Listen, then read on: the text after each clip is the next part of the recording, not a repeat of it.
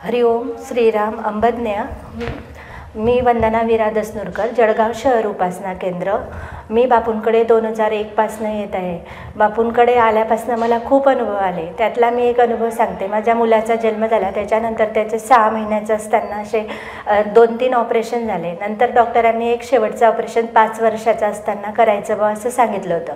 मी सहज बापूंना म्हटले, बापू आता एवढे 2-3 ऑपरेशन झाले, पण आता हे जे ऑपरेशन आहे ते कशाही रीतीने तुम्ही टाळा, त्याचं ऑपरेशन ते व्हायला नको बापू।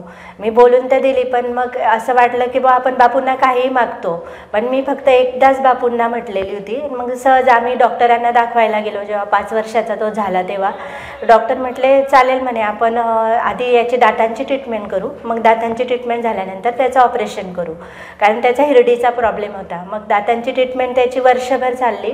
मग नंतर जेव्हा दातांची ट्रीटमेंट संपली, त्याची प्लेट काढायला डॉक्टरांनी सांगितली आणि आम्ही डॉक्टरांकडे गेलो। नाशिकचे ते डॉक्टर प्रख्यात प्लास्टिक सर्जन आहे, ते त्यांच्याकडे गेलो। त्यांनी सांगितलं की आता आपण चालेल म्हणे, ऑपरेशन करून टाकू।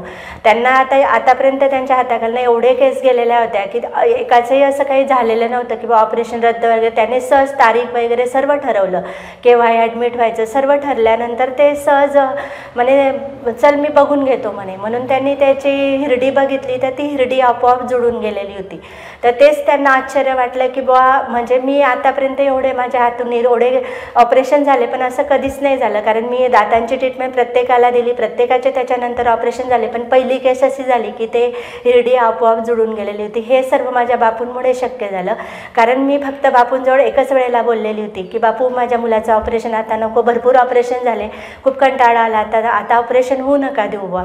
तर त्यामुळे बापूंनी ते ऑपरेशन टाळलं, कारण डॉक्टरसुद्धा आश्चर्यचकित झाले की बा आतापर्यंत माझ्याकडे एवढे पेशंट गेले पण कधी नाही झालं, नाही हे असं कसं काय झालं बा, तर असंही होऊ शकतं बा असं मला वाटतं म्हणे। मग आता याच्या पुढे मी बघेल बा, पण हे सर्व आपल्याला माहिती आहे की ते आपल्या बापूंमुळे शक्य झालेलं होतं। हरिओम श्रीराम अंबज्ञ। नाथ सवित नाथ सवित नाथ सवित।